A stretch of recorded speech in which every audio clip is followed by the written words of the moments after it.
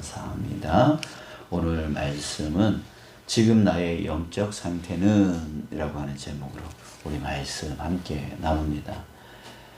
자, 하나님은 어떤 분이십니까? 우리 그동안 예레미야서를 쭉 보면서 이 하나님께서 어떤 분이신가를 우리가 아셨을 겁니다. 자, 첫 번째는요, 징계의 하나님이십니다. 하나님은 반드시 그 죄에 대해서 간과하지 아니하시고 그 죄에 대해서 대가를 치르게끔 징계하시는 그런 하나님, 엄격하신 그 하나님이십니다. 특히나 누구에게요? 다른 이방 족속들을 징계하시는 것보다 더 앞서서 하나님의 그 자녀된 자들, 믿는 자들에 대한 그 징계에 대해서 더 엄격하시다라고 하는 것입니다. 자, 왜 그럴까요? 내 자녀니까요. 내 자녀가 잘못된 길을 걷는 것을 결코 그 부모된 마음으로서 참지 못하는 거예요. 예. 그래서 하나님께서는 그 자녀된 믿는 자들, 그 백성들, 그 죄를 좌시하지 아니하시고 엄격하게 징계하시는 그 하나님이십니다. 그래서 먼저는 경고하시죠. 예레미야 선지자를 통해서 계속해서 경고하시고 또 경고하시고 또 계속 다른 선지자들 또 보내셔서 경고하시고 끊임없이 경고를 하십니다. 예, 그래서 그것을 듣고서 깨닫고 또 돌이키면 괜찮겠지만 그것을 듣지 않고 그 경고를 했음에도 불구하고 그 죄에 대해서 깨닫지 못하고 돌이키지 못하면 그 죄 가운데 계속 되어지면 12절 13절 말씀처럼 여호와께서 이와 같이 말씀하시니라. 내 상처는 고칠 수 없고 내 부상은 중하도다. 내 송사를 처리할 재판관이 없고 내 상처에는 약도 없고 처방도 없도다.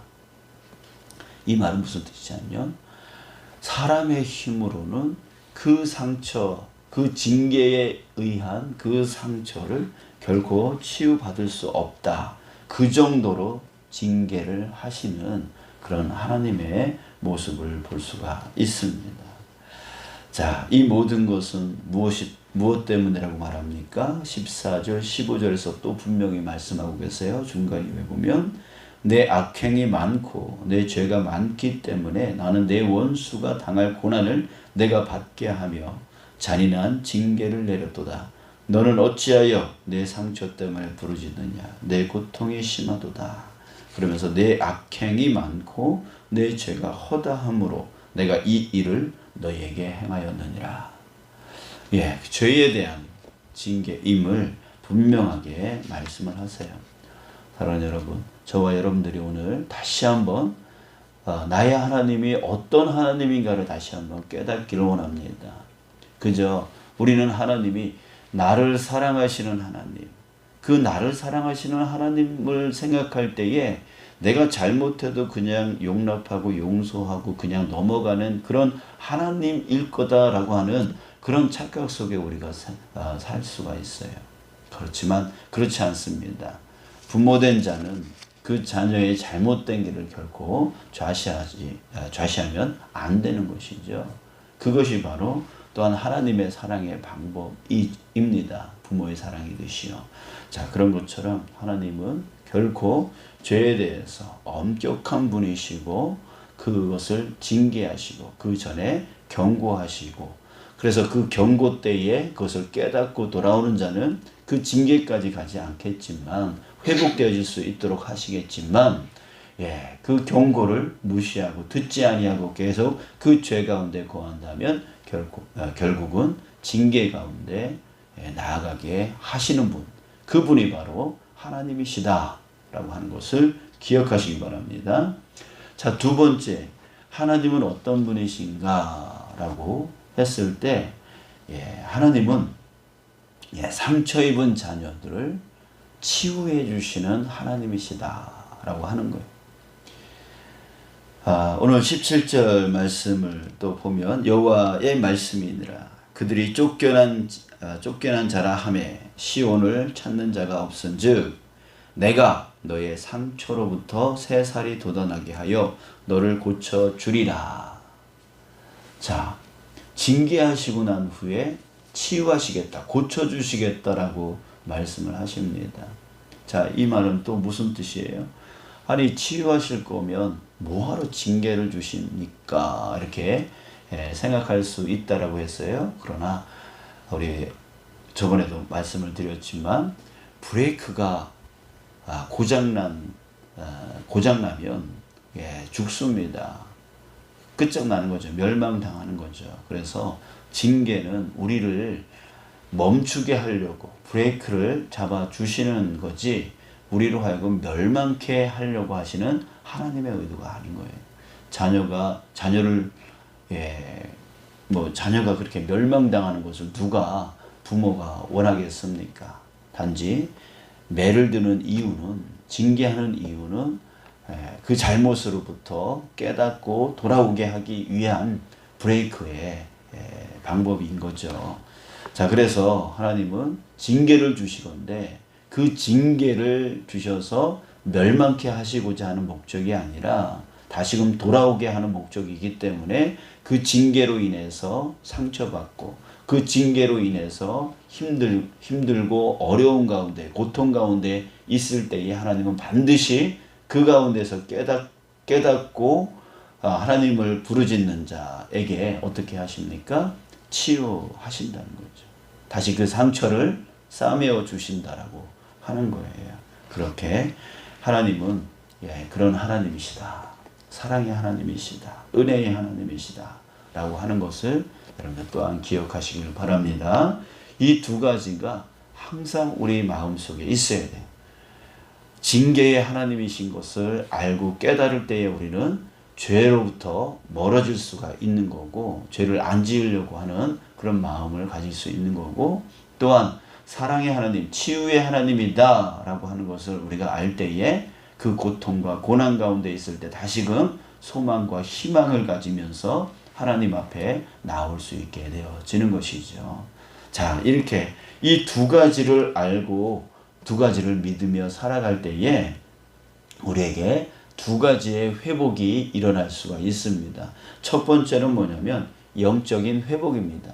이것은 바로 하나님이 우리에게 징계와 치유를 주시는 그 이유 중에 가장 큰 이유입니다. 영적 회복. 영적 회복이라는 게 뭐예요? 하나님과의 관계 회복입니다. 하나님과의 관계 회복이에요. 22절에 보면 너희는 내 백성이 되겠고 나는 너희들의 하나님이 되리라 라고 했습니다. 하나님이 바라시고 원하시는 첫 번째 관계의 모습입니다.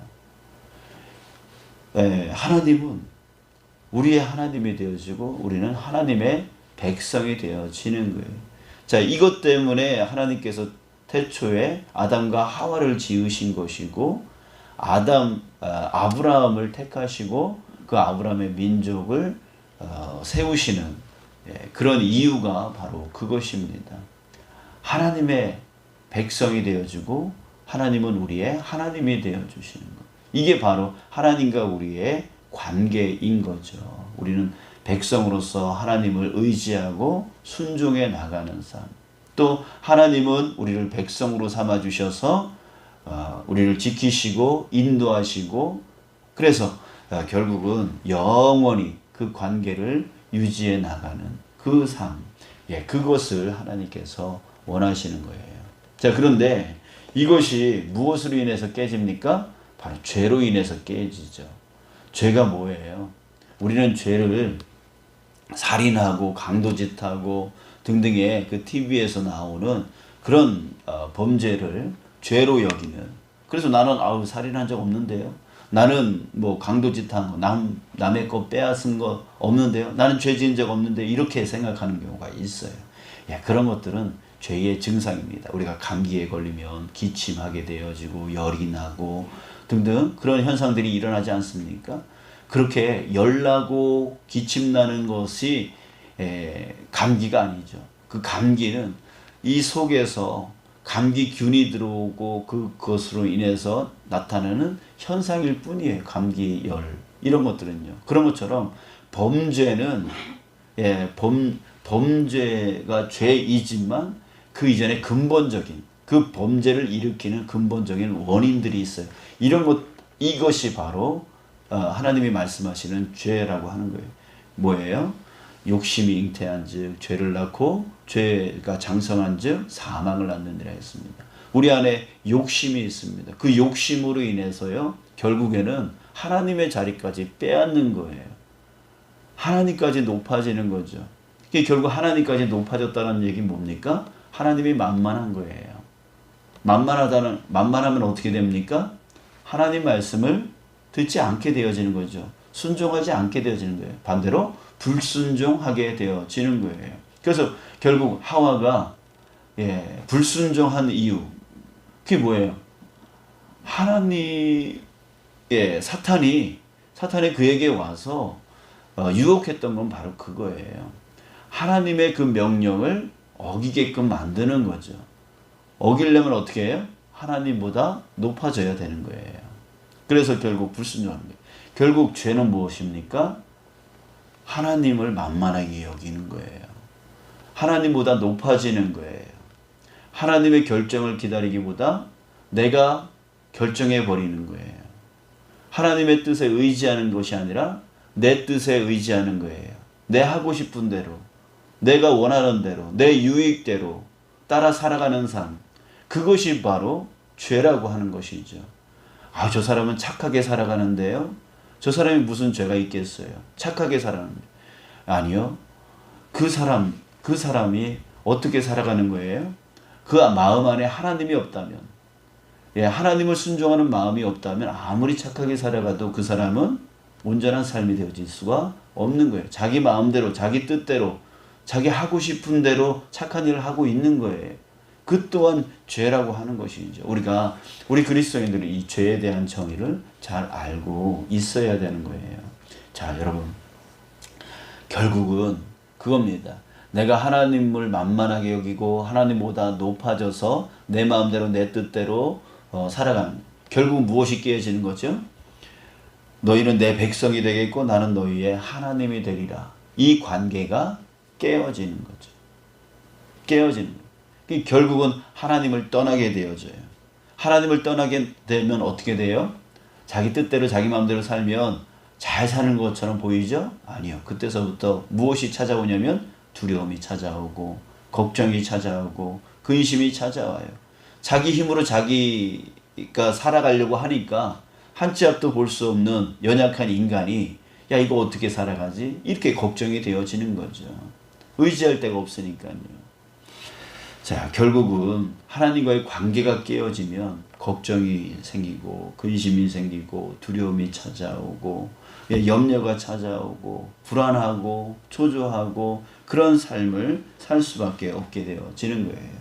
하나님께서 우리로 하여금 그 징계와 치유를 주시는 이유는 이 영적 회복을 위한 겁니다. 다시 우리의 하나님이 되어주시고 우리는 하나님의 백성이 되어져서 그 안에 의지하고 그 안에 순종하면서 살아갈 때에 바로 무엇이 찾아오죠?